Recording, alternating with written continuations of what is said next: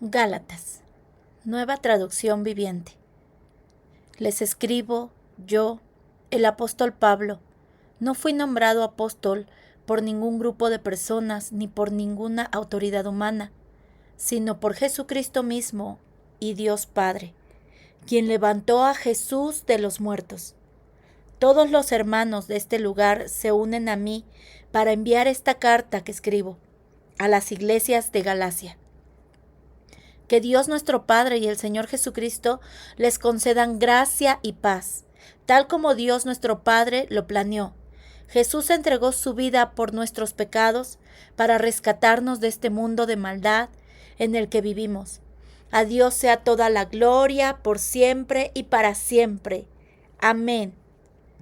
Estoy horrorizado de que ustedes estén apartándose tan pronto de Dios, quien los llamó a sí mismo por medio de la amorosa misericordia de Cristo. Están siguiendo un evangelio diferente, que aparenta ser la buena noticia, pero no lo es en absoluto. Están siendo engañados por los que a propósito distorsionan la verdad acerca de Cristo. Si alguien, ya sea nosotros o incluso un ángel del cielo, les predica otra buena noticia diferente de la que nosotros les hemos predicado, que le caiga la maldición de Dios. Repito lo que ya hemos dicho. Si alguien predica otra buena noticia distinta de la que ustedes han recibido, que esa persona sea maldita. Queda claro que no es mi intención ganarme el favor de la gente, sino el de Dios. Si mi objetivo fuera agradar a la gente, no sería un siervo de Cristo. Amados hermanos, quiero que entiendan que el mensaje del Evangelio que predico no se basa en un simple razonamiento humano. No recibí mi mensaje de ninguna fuente humana ni nadie me lo enseñó. En cambio, lo recibí por revelación directa de Jesucristo. Ustedes saben cómo me comportaba cuando pertenecía a la religión judía y cómo perseguí con violencia a la iglesia de Dios. Hice todo lo posible por destruirla. Yo superaba ampliamente a mis compatriotas judíos en mi celo por las tradiciones de mis antepasados. Pero aún antes de que yo naciera, Dios me eligió y me llamó por su gracia maravillosa. Luego le agradó revelarme a su Hijo para que yo proclamara a los gentiles la buena noticia acerca de Jesús. Cuando esto sucedió, no me apresuré a consultar con ningún ser humano. Tampoco subí a Jerusalén para pedir consejo de los que eran apóstoles antes que yo. En cambio, me fui a la región de Arabia y después regresé a la ciudad de Damasco. Luego, 3 años más tarde, fui a Jerusalén para conocer a Pedro y me quedé 15 días con él. El único otro apóstol que conocí en esos días fue Santiago, el hermano del Señor. Declaro delante de Dios que no es mentira lo que les escribo. Después de esa visita, me dirigí al norte, a las provincias de Siria y Cilicia, y aún así, las congregaciones cristianas de Judea todavía no me conocían personalmente. Todo lo que sabían de mí era lo que la gente decía. El que antes nos perseguía ahora predica la misma fe que trataba de destruir, y alababan a Dios por causa de mí. Luego, 14 años más tarde, regresé a Jerusalén, esta vez con Bernabé, y Tito también vino. Fui a Jerusalén porque Dios me reveló que debía hacerlo.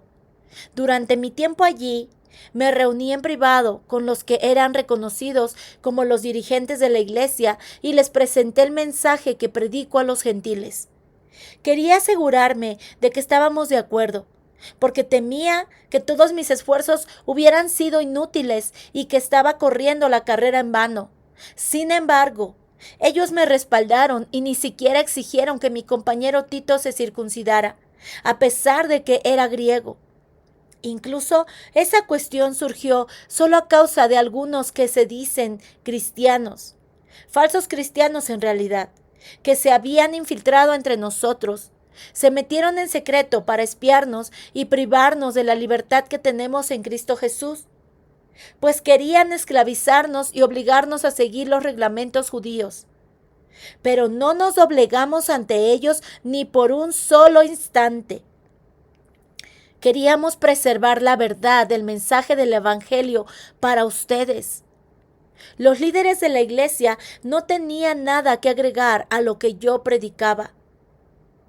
Al contrario, ellos comprendieron que Dios me había dado la responsabilidad de predicar el Evangelio a los gentiles tal como había dado a Pedro la responsabilidad de predicar a los judíos.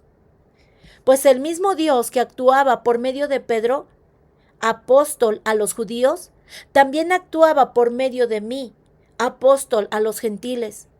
De hecho, Santiago, Pedro y Juan, quienes eran considerados pilares de la iglesia, reconocieron el don que Dios me había dado y nos aceptaron a Bernabé y a mí como sus colegas. Nos animaron a seguir predicando a los gentiles mientras ellos continuaban su tarea con los judíos. La única sugerencia que hicieron fue que siguiéramos ayudando a los pobres, algo que yo siempre tengo deseo de hacer. Pero cuando Pedro llegó a Antioquía, tuve que enfrentarlo cara a cara, porque él estaba muy equivocado en lo que decía, en lo que hacía. Cuando llegó por primera vez, Pedro comía con los gentiles que son cristianos, quienes no estaban circuncidados. Pero después, cuando llegaron algunos amigos de Santiago, Pedro no quiso comer más con esos gentiles. Tenía miedo a la crítica de los que insistían en la necesidad de la circuncisión. Como resultado, otros cristianos judíos imitaron la hipocresía de Pedro, e incluso Bernabé se dejó llevar por esa hipocresía. Cuando vi que ellos no seguían la verdad del mensaje del Evangelio, le dije a Pedro delante de todos los demás: si tú, que eres judío de nacimiento, dejaste a un lado las leyes judías y vives como un gentil, ¿por qué ahora tratas de obligar a estos gentiles a seguir las tradiciones judías? Tú y yo somos judíos de nacimiento, no somos pecadores como los gentiles. Sin embargo, sabemos que una persona es declarada justa ante Dios por la fe en Jesucristo y no por la obediencia a la ley. Y nosotros hemos creído en Cristo Jesús para poder ser declarados justos ante Dios por causa de nuestra fe en Cristo y no porque hayamos obedecido la ley. Pues nadie jamás será declarado justo ante Dios mediante la obediencia a la ley. Pero supongamos que intentamos ser declarados justos ante Dios por medio de la fe en Cristo, y luego se nos declara culpables por haber abandonado la ley. ¿Acaso esto quiere decir que Cristo nos ha llevado al pecado? Por supuesto que no. Más bien, soy un pecador si vuelvo a construir el viejo sistema de la ley que ya eché abajo. Pues, cuando intenté obedecer la ley misma me condenó. Así que morí a la ley, es decir, dejé de intentar cumplir todas sus exigencias, a fin de vivir para Dios. Mi antiguo yo ha sido crucificado con Cristo. Ya no vivo yo, sino que Cristo vive en mí. Así que vivo en este cuerpo terrenal, confiando en el Hijo de Dios, quien me amó y se entregó a sí mismo por mí. Yo no tomo la gracia de Dios como algo sin sentido, pues si cumplir la ley pudiera hacernos justos ante Dios, entonces no habría sido necesario que Cristo muriera.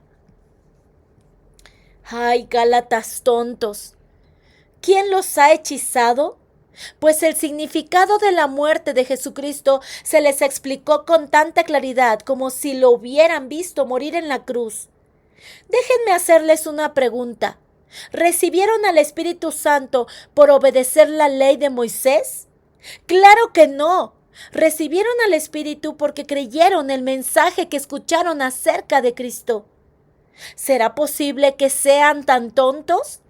Después de haber comenzado a vivir la vida cristiana en el Espíritu, ¿por qué ahora tratan de ser perfectos mediante sus propios esfuerzos? ¿Acaso han pasado por tantas experiencias en vano? No puede ser que no les haya servido para nada. Vuelvo a preguntarles, ¿acaso Dios les da al Espíritu Santo y hace milagros entre ustedes porque obedecen la ley? Por supuesto que no. Es porque creen el mensaje que oyeron acerca de Cristo. Del mismo modo, Abraham le creyó a Dios y Dios lo consideró justo debido a su fe. Así que los verdaderos hijos de Abraham son los que ponen su fe en Dios. Es más, las Escrituras previeron este tiempo en el que Dios declararía justos a los gentiles por causa de su fe. Dios anunció esa buena noticia a Abraham hace tiempo, cuando le dijo: todas las naciones serán bendecidas por medio de ti. Así que todos los que ponen su fe en Cristo participan de la misma bendición que recibió Abraham por causa de su fe. Sin embargo, los que dependen de la ley para hacerse justos ante Dios están bajo la maldición de Dios. Porque las Escrituras dicen: maldito es todo el que no cumple ni obedece cada uno de los mandatos que están escritos en el libro de la ley de Dios. Queda claro, entonces, que nadie puede hacerse justo ante Dios por tratar de cumplir la ley, ya que las Escrituras dicen: es por medio de la fe que el justo tiene vida. El camino de la fe es muy diferente del camino de la ley, que dice: es mediante la obediencia a la ley que una persona tiene vida. Pero Cristo nos ha rescatado de la maldición dictada en la ley. Cuando fue colgado en la cruz, cargó sobre sí la maldición de nuestras fechorías. Pues está escrito: maldito todo el que es colgado en un madero. Mediante Cristo Jesús, Dios bendijo a los gentiles con la misma bendición que le prometió a Abraham, a fin de que los creyentes pudiéramos recibir por medio de la fe al Espíritu Santo prometido. Amados hermanos, el siguiente es un ejemplo de la vida diaria. Así como nadie puede anular ni modificar un acuerdo irrevocable, tampoco en este caso Dios ha dado las promesas a Abraham y a su hijo. Y noten que la Escritura no dice a sus hijos, como si significara muchos descendientes. Más bien dice a su hijo. Y eso, sin duda, se refiere a Cristo. Lo que trató de decir es lo siguiente: el acuerdo que Dios hizo con Abraham no podía anularse 430 años más tarde, cuando Dios le dio la ley a Moisés, porque Dios estaría rompiendo su promesa. Pues, si fuera posible recibir la herencia por cumplir la ley, entonces esa herencia ya no sería resultado de aceptar la promesa de Dios. Pero Dios, por su gracia, se la concedió a Abraham mediante una promesa. Entonces, ¿para qué entregó la ley?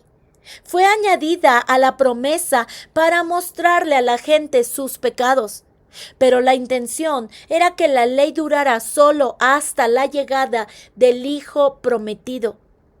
Por medio de ángeles, Dios entregó su ley a Moisés, quien hizo de mediador entre Dios y el pueblo.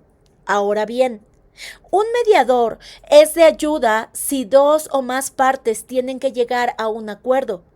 Pero Dios, quien es uno solo, no usó ningún mediador cuando le dio la promesa a Abraham. ¿Hay algún conflicto entonces entre la ley de Dios y las promesas de Dios? De ninguna manera. Si las Escrituras declaran que todos somos prisioneros del pecado, así que recibimos la promesa de libertad que Dios hizo únicamente por creer en Jesucristo. Antes de que se nos abriera el camino de la fe en Cristo, estábamos vigilados por la ley. Nos mantuvo en custodia protectora, por así decirlo, hasta que fuera revelado el camino de la fe.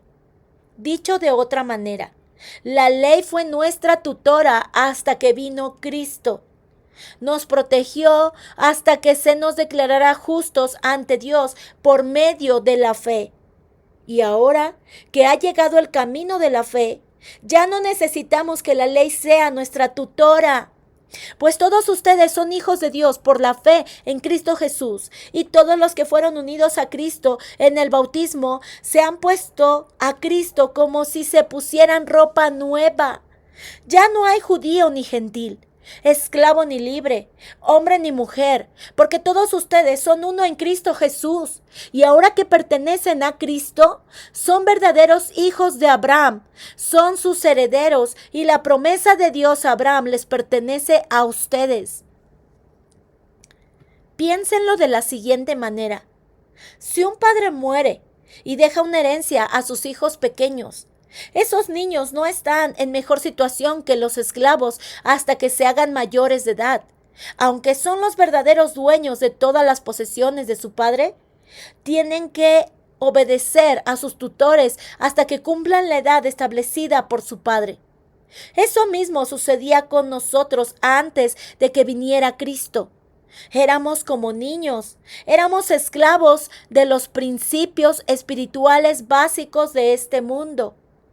Sin embargo, cuando se cumplió el tiempo establecido, Dios envió a su Hijo, nacido de una mujer y sujeto a la ley. Dios lo envió para que comprara la libertad de los que éramos esclavos de la ley, a fin de poder adoptarnos como sus propios hijos. Y debido a que somos sus hijos, Dios envió al Espíritu de su Hijo a nuestro corazón, el cual nos impulsa a exclamar: Abba, Padre. Ahora ya no eres un esclavo, sino un hijo de Dios. Y como eres su hijo, Dios te ha hecho su heredero. Antes de conocer a Dios, ustedes, los gentiles, eran esclavos de los llamados dioses, que ni siquiera existen. Así que ahora que conocen a Dios, ¿por qué quieren retroceder y convertirse otra vez en esclavos de los débiles e inútiles principios espirituales de este mundo? ¿Pretenden ganarse el favor de Dios al cumplir con ciertos días o meses, estaciones o años? Temo por ustedes. Quizá todo el arduo trabajo que hice entre ustedes fue en vano. Amados hermanos, les ruego que vivan como yo, libres de esas cosas, pues yo llegué a ser como ustedes, los gentiles, libre de esas leyes. Ustedes no me trataron mal cuando les prediqué por primera vez. Sin duda, recordarán que yo estaba enfermo la primera vez que les llevé la buena noticia.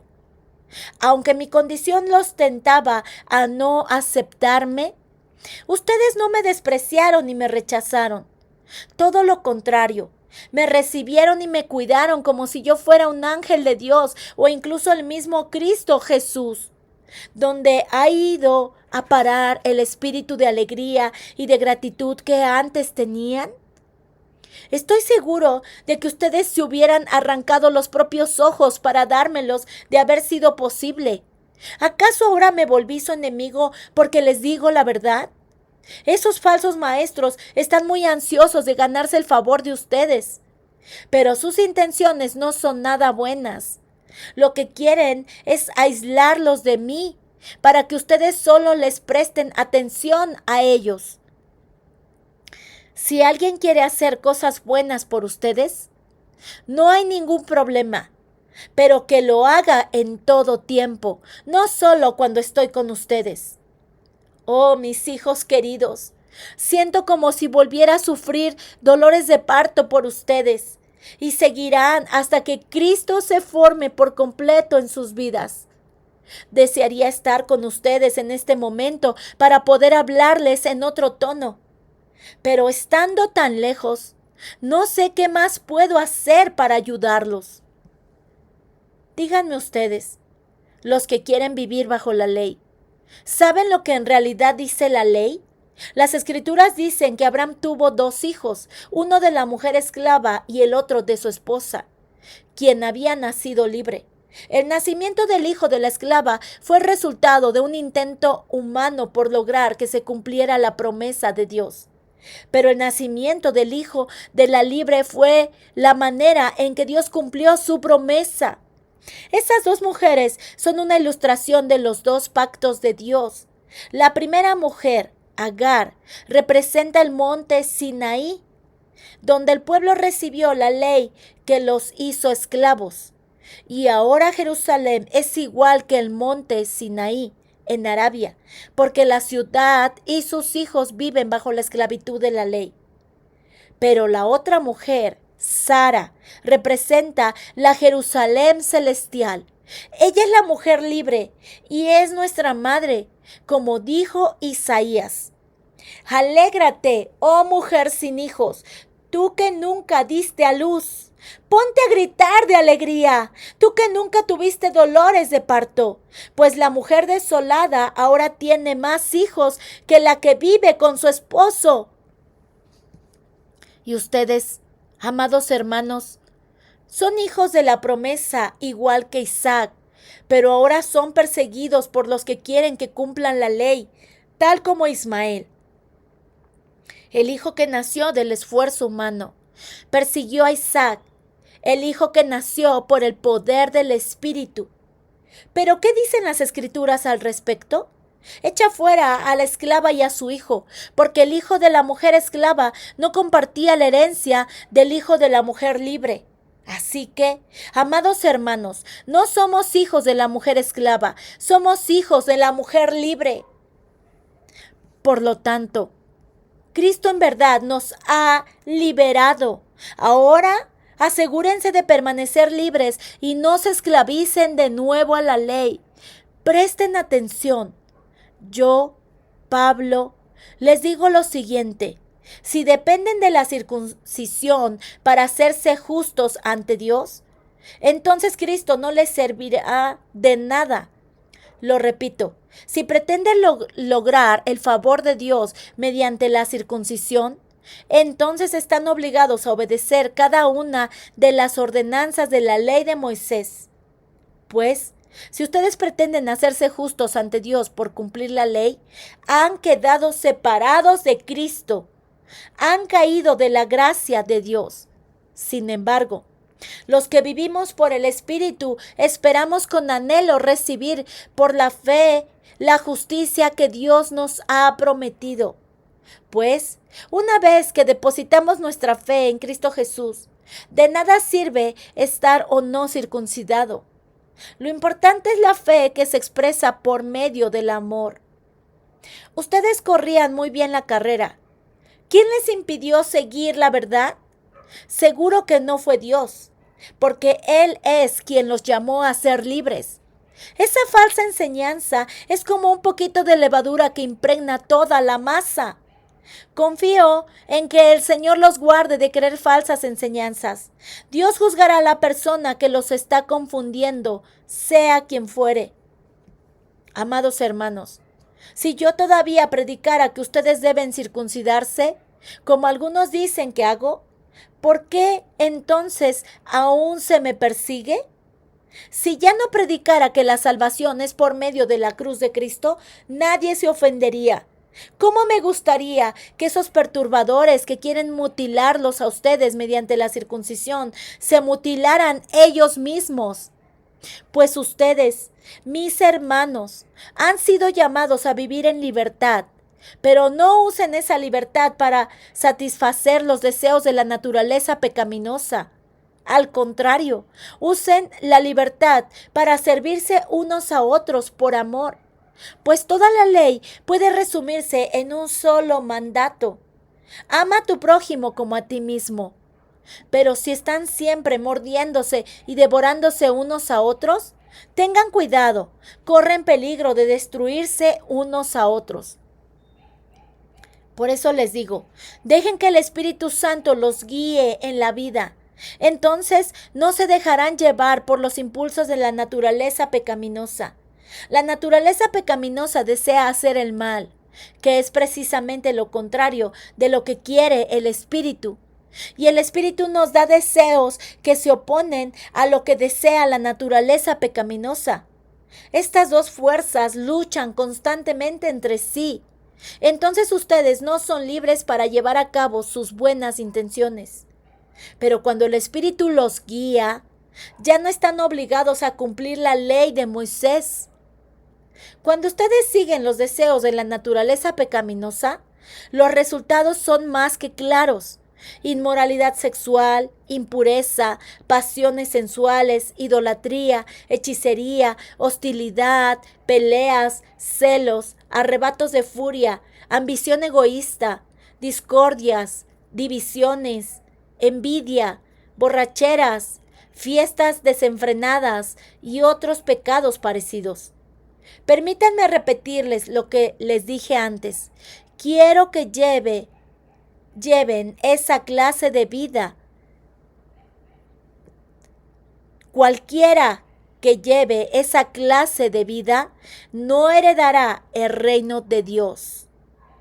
En cambio, la clase de fruto que el Espíritu Santo produce en nuestra vida es amor, alegría, paz, paciencia, gentileza, bondad, fidelidad, humildad y control propio.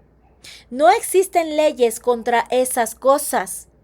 Los que pertenecen a Cristo Jesús han clavado en la cruz las pasiones y los deseos de la naturaleza pecaminosa y los han crucificado allí. Ya que vivimos por el Espíritu, sigamos la guía del Espíritu en cada aspecto de nuestra vida. No nos hagamos vanidosos, ni nos provoquemos unos a otros, ni tengamos envidia unos de otros. Amados hermanos, si otro creyente está dominado por algún pecado, ustedes que son espirituales deberían ayudarlo a volver al camino recto con ternura y humildad. Y tengan mucho cuidado de no caer ustedes en la misma tentación. Ayúdense a llevar los unos las cargas de los otros y obedezcan de esa manera la ley de Cristo. Si te crees demasiado importante para ayudar a alguien, solo te engañas a ti mismo. No eres tan importante. Presta mucha atención a tu propio trabajo, porque entonces obtendrás la satisfacción de haber hecho bien tu labor y no tendrás que compararte con nadie, pues cada uno es responsable de su propia conducta. Los que reciben enseñanza de la palabra de Dios deberían proveer a las necesidades de sus maestros, compartiendo todas las cosas buenas con ellos. No se dejen engañar, nadie puede burlarse de la justicia de Dios, siempre se cosecha lo que se siembra. Los que viven solo para satisfacer los deseos de su propia naturaleza pecaminosa cosecharán de esa naturaleza destrucción y muerte. Pero los que viven para agradar al Espíritu, del Espíritu cosecharán vida eterna. Así que no nos cansemos de hacer el bien. A su debido tiempo cosecharemos numerosas bendiciones si no nos damos por vencidos. Por lo tanto, siempre que tengamos la oportunidad, hagamos el bien a todos, en especial a los de la familia de la fe. Fíjense que uso letras grandes para escribirles de mi propio puño y letra estas últimas palabras. Los que tratan de obligarlos a circuncidarse lo hacen para quedar bien con otros. No quieren ser perseguidos por enseñar que solo la cruz de Cristo salva. Ni siquiera los que luchan a favor de la circuncisión cumplen toda la ley. Solo quieren que ustedes se circunciden para poder jactarse de ello y decir a todos que ustedes son sus discípulos. En cuanto a mí, que nunca me jacté de otra cosa que no sea la cruz de nuestro Señor Jesucristo, debido a esa cruz, mi interés por este mundo fue crucificado, y el interés del mundo por mí también ha muerto. No importa si fuimos o no circuncidados, lo que importa es que hayamos sido transformados en una creación nueva. Que la paz y la misericordia de Dios sean con todos los que viven según ese principio. Ellos son el nuevo pueblo de Dios. De ahora en adelante, que nadie me cause problemas con esas cosas. pues yo llevo en mi cuerpo cicatrices que muestran que pertenezco a Jesús. Amados hermanos, que la gracia de nuestro Señor Jesucristo sea con el espíritu de cada uno de ustedes. Amén.